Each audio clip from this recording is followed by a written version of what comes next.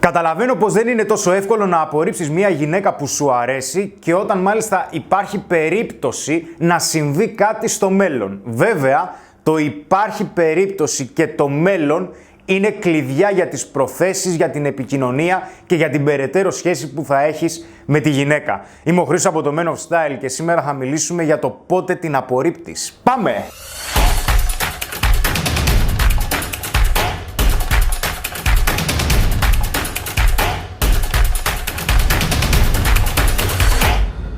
Πριν ξεκινήσω να αναφέρω τις περιπτώσεις στις οποίες θα χρειαστεί να σκεφτείς σοβαρά να απορρίψεις τη γυναίκα που σου αρέσει και φλερτάρεις μαζί της, αρχικά θα ήθελα να σου μεταφέρω έναν πολύ συγκεκριμένο τρόπο σκέψης. Πολλές φορές μπορεί να θέλεις κάποια πράγματα από μια γυναίκα που σου αρέσει, αλλά να μην μπορεί να στα προσφέρει. Ο καθένας έχει το δικαίωμα να θέλει ό,τι θέλει και ο καθένας έχει το δικαίωμα να προσφέρει ό,τι είναι διατεθειμένος να προσφέρει. Αυτή όμως είναι η μισή αλήθεια, γιατί η άλλη μισή είναι το τι είσαι διατεθειμένος να ανεχτείς. Πίσω από την απόρριψη κρύβονται κάποια κριτήρια και τα κριτήρια αυτά χτίζονται με κάποιο πολύ συγκεκριμένο τρόπο σκέψης, ο οποίος βέβαια στηρίζεται στις προθέσεις σου. Ποιες είναι οι προθέσεις σου και πώς αισθάνεσαι για αυτές, με ποιον τρόπο και πόσο γρήγορα αποφασίζεις να αποκαλύψεις τις συγκεκριμένες προθέσεις και βέβαια με ποια μέσα αποκαλύπτεις τις προθέσεις της γυναίκας. Όταν θα αποφασίσεις να απορρίψεις μια γυναίκα, σημαίνει πως θα έχεις ακράδαντα στοιχεία πως οι προθέσεις οι δικές σου δεν ταιριάζουν με τις προθέσεις τις δικές της. Όταν λοιπόν έχει περάσει ένα συγκεκριμένο χρονικό διάστημα, έχεις κάνει ξεκάθαρες τις προθέσεις σου, αλλά δεν βλέπεις την ανταπόκριση που θα ήθελες, όχι την ανταπόκριση που περίμενες, γιατί πολλές φορές το θα δούμε, δεν είμαι ακόμα έτοιμη, δώσε μου λίγο χρόνο να σκεφτώ. Όλα αυτά, ναι μεν μπορεί να είναι λογικά στη λογική της γυναίκας και στο μυαλό της γυναίκας, ωστόσο δεν σου δίνουν ξεκάθαρα σημάδια ότι αρέσεις στη συγκεκριμένη γυναίκα, αλλά και εκείνη είναι διατεθειμένη να κάνει βήματα για να προχωρήσει η επαφή και η σχέση σας μπροστά. Οπότε θα χρειαστεί αρχικά να έχεις έναν θεμελιώδη τρόπο σκέψης, ο οποίος είναι ποιες είναι οι προθέσεις σου, με ποιον τρόπο και πότε αποκαλύπτεις να τις εκφράσεις και μην ξεχνάς. Το λέω συνέχεια, κάθε φορά που αποφασίζεις να εκφράσεις τις προθέσεις σου, η γυναίκα θα εκφράσει τις προθέσεις της από τη μεριά της και θα σου δείξει αν εν τέλει είναι διατεθειμένη να προχωρήσει τη διαδικασία έτσι όπως θα ήθελες και εσύ. Πάμε να δούμε τώρα 3 περιπτώσεις στις οποίες θα πρέπει να σκεφτείς σοβαρά πως θα χρειαστεί να απορρίψεις τη γυναίκα που σου αρέσει. Πάμε να τις δούμε. Πρώτη περίπτωση είναι οι φίλοι. Έχεις αρχίσει και κινείσαι σε ερωτικό επίπεδο, δηλαδή της δείχνεις ότι δεν τη βλέπεις φιλικά, ενώ εκείνη ξεκαθαρίζει και σου λέει ότι ξέρεις κάτι, εγώ σε βλέπω φιλικά. Το λαμβάνεις, κάνεις ένα βήμα πίσω, περιμένεις, συνεχίζεις να προσπαθείς, οτιδήποτε και αν κάνεις δεν έχει καμία σημασία. Από τη στιγμή που όσο περισσότερο ξεκινάς να την κυνηγάς και να δείχνεις τις προθέσεις σου και ότι τη θέλεις και ότι είσαι διατεθειμένος να κάνεις τα πάντα για να την κερδίσεις, ενώ εκείνη σου έχει ξεκαθαρίσει ότι σε βλέπει φιλικά, η έλξη πέφτει σε γκρεμό. Δεν αξίζει την προσπάθεια. Όταν λοιπόν μια γυναίκα σου ξεκαθαρίσει ότι σε βλέπει φιλικά, τότε και εσύ με τη σειρά σου θα χρειαστεί να την απορρίψεις και να αφήσεις τουλάχιστον ένα πολύ μεγάλο χρονικό διάστημα, μήπως και σε δει διαφορετικά. Αν και αυτό δεν θεωρώ προσωπικά ότι πρέπει να είναι δική σου ευθύνη. Αν αλλάξουν οι συνθήκες ή αν αλλάξει το σκεπτικό της και επιδιώξει να σε διεκδικήσει και εκείνη, τότε επαναξιολογείς διαφορετικά την κατάσταση. Μέχρι τότε, αν σου πει ότι σε βλέπει φιλικά, δεν ασχολείσαι. Δεύτερη περίπτωση, το φλερτ του διαβόλου.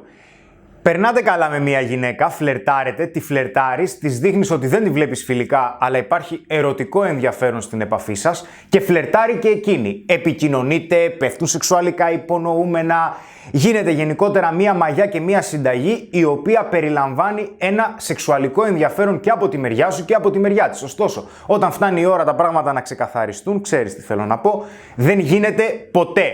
Τσεκούρι, απορρίπτεις.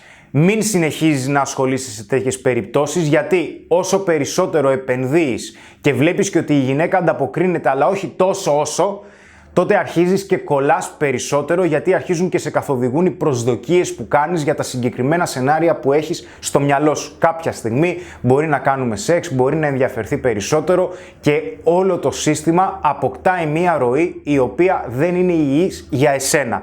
Οπότε σκέψου σοβαρά ότι ήρθε η ώρα να την απορρίψεις και σε αυτή την περίπτωση. Πάμε να δούμε την τρίτη. Νούμερο 3.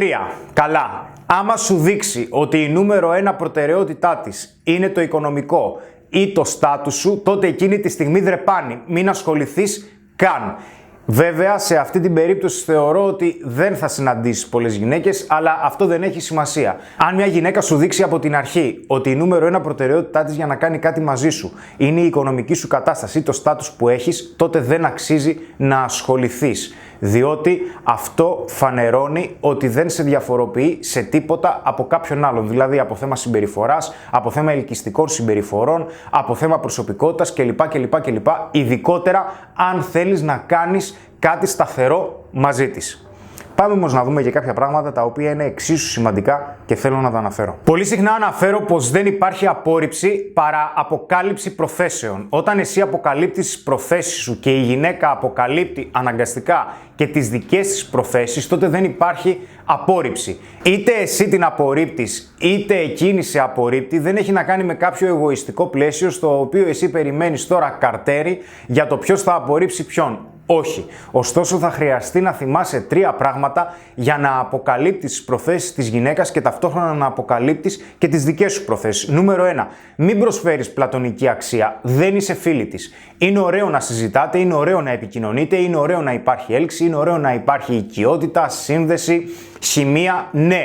Όλα αυτά χτίζονται, όλα αυτά χρειάζονται κάποιες τεχνικές επικοινωνιακές για να δημιουργηθούν. Ωστόσο θα πρέπει να θυμάσαι ότι όσο περισσότερο το πράγμα κολλάει σε ένα από τα πολλά στάδια που έχει το φλερτ, δηλαδή προσέγγιση, ανταλλαγή τηλεφώνων για να συνεννοηθείτε πάλι, να επικοινωνήσετε, να βγείτε πρώτο ραντεβού, μετά το πρώτο ραντεβού να βγείτε κάποιο δεύτερο, μετά το δεύτερο ραντεβού να γίνει και κάτι πιο ερωτικό, να τη φιλήσεις, να κάνετε σεξ, αρχίζει να προχωράει η σχέση.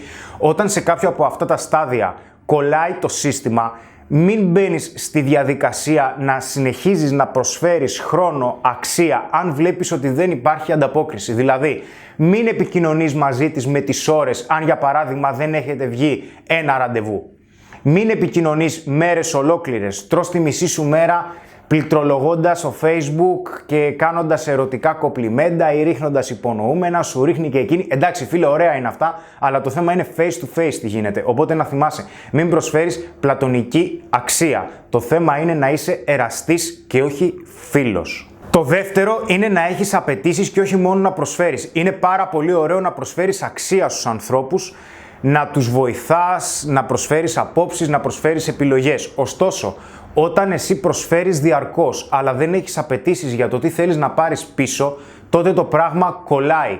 Τι θέλω να πω σε αυτό? Όταν έχεις απαιτήσεις, όταν έχεις κριτήρια, είναι ελκυστικό. Γιατί δείχνει ότι δεν είσαι απελπισμένος να πάρεις γουρούνι στο σακί. Και αυτό είναι ελκυστικό για τις γυναίκες, γιατί δείχνει ότι το μόνο που σε ενδιαφέρει δεν είναι μόνο το σεξ. Ναι, μεν μας ενδιαφέρει να προχωρήσει ερωτικά η κατάσταση, αλλά και αυτό που σε ενδιαφέρει είναι η συμπεριφορά και η προσωπικότητα της γυναίκας. Και κυρίως πώς συμπεριφέρεται σε εσένα, πώς προσπαθεί να σε σαγηνεύσει και πώς ασχολείται μαζί σου. Και το τρίτο, βέβαια, είναι να προχωράς πάντα τα πράγματα μπροστά. Δηλαδή να κλιμακώνεις.